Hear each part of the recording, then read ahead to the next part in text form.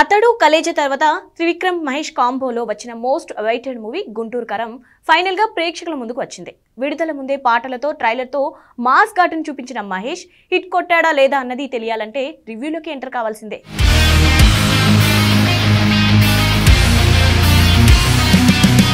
Story విషయానికి వస్తే వెంకటరమణ అయిన మహేష్ బాబు గుంటూరు మిర్చి యాడ్ లో ఉంటాడు. 10 ఏళ్ల వయసులోనే అమ్మ అయిన రమ్యకృష్ణ వదిలేసి వెళ్లడంతో ఆమెపై కోపం పెంచుకుంటాడు. జనదళం పార్టీ అధినేత వైరా వెంకట సూర్యనారాయణగా ప్రకాష్ రాజ్ కనిపించాడు.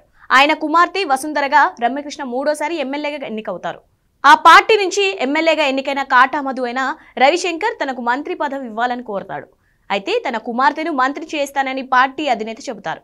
భర్తకు విడాకులిచ్చి వసుంధర రెండో పెళ్లి చేసుకోవడం, మొదటి భర్త ద్వారా కలిగిన సంతానాన్ని వదిలేసి వచ్చిన విషయాలు బయట పెడతానని కాటామధు బెదిరించే ప్రయత్నం చేస్తాడు. దాంతో రమణ అయిన మహేష్ బాబును పిలిచి తల్లితో తనకు ఎటువంటి సంబంధం లేదని రాసిన బాండ్ పేపర్స్ మీద సంతకం చేయమని తాతయ్య కోరతాడు.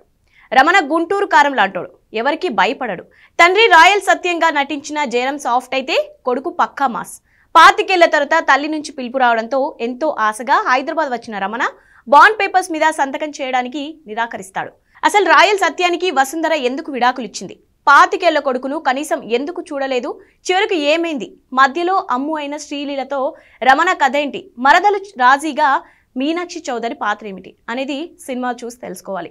పర్ఫార్మెన్స్ విషయానికి వస్తే పోస్టర్ టీజర్లో మహేష్ బాబును ఊరమాస్గా చూపించిన త్రివిక్రమ్ సినిమాను ఎలా తీశారోనన్న ఆసక్తి సినీ లవర్స్లో నెలకొంది. సినిమాలో మహేష్ మాసీ క్యారెక్టర్ తప్ప స్క్రీన్ మీద కనిపించలేదు. మహేష్ బాబు మాస్ యాక్షన్తో ఇరగదీశాడు. స్క్రీన్ మీద విశ్వరూపం చూపించాడు. వన్ మ్యాన్ షోలా సినిమా నడిపించాడు. Sreeleela energy next level. Meenakshi Chaudhary just అలా స్క్రీన్ మీద కనిపిస్తుంది అంతే. డైలాగ్స్ పెద్దగా ఉండవు. రమ్యకృష్ణ క్యారెక్టర్ కూడా అంతంత మాత్రంగానే ఉంది. ఇంపార్టెంట్ రోల్ అయినా కూడా ఎందుకు త్రివిక్రమ్ ఆమెను పూర్తి స్థాయిలో వాడకలేదు అనిపించింది. ప్రకాష్ రాజ్, జగపతి బాబు, సునీల్, జయరాం లాంటి వాళ్ళు తమ పాత్రలకు న్యాయం చేశారు.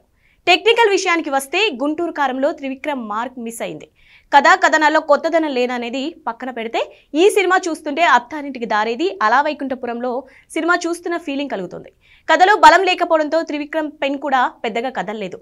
విడిపోయిన తల్లి కొడుకులను కలిపే కథను తీసుకున్నప్పటికీ మ్యాజిక్ చేయలేకపోయాడు. యాక్షన్ సీన్లపై ఫోకస్ పెట్టాడు. గుంటూరు యాస ఎటకారం ఎక్కువైందన్న టాక్ నడుస్తోంది. తమన్ సంగీతం మెప్పించింది. కుర్చీ మడత పెట్టే సాంగ్ మాత్రం అదిరిపోయింది. మనోజ్ పరమహంస సినిమాటోగ్రఫీ చాలా బాగుంది. ప్రతి ఫ్రేమ్ రిచ్ గా ఉంది. ఎడిటింగ్ ఇంకాస్త ట్రిమ్ చేయాల్సింది. ఓవరాల్ గా మహేష్ బాబును మాత్రమే చూడాలి అనుకుంటే గుంటూరు కారం అదిరిపోయింది. ఎందుకంటే గుంటూరు కారంలో మమకారం లేదు. హీరో నటనలో ఘాటు తప్ప సినిమాలో హైప్ ఇచ్చే మూమెంట్స్ అసలే లేవు. 10 కామెడీ సీన్స్ రాసుకొని దానికి స్టోరీ అల్లుకొని డాన్స్ బేబీ డాన్స్ ప్రోగ్రామ్ చూపించాడు. నిజం చెప్పాలంటే మహేష్ బాబు వీరాభిమానులను సైతం డిసప్పాయింట్ చేసే చిత్రం ఇది.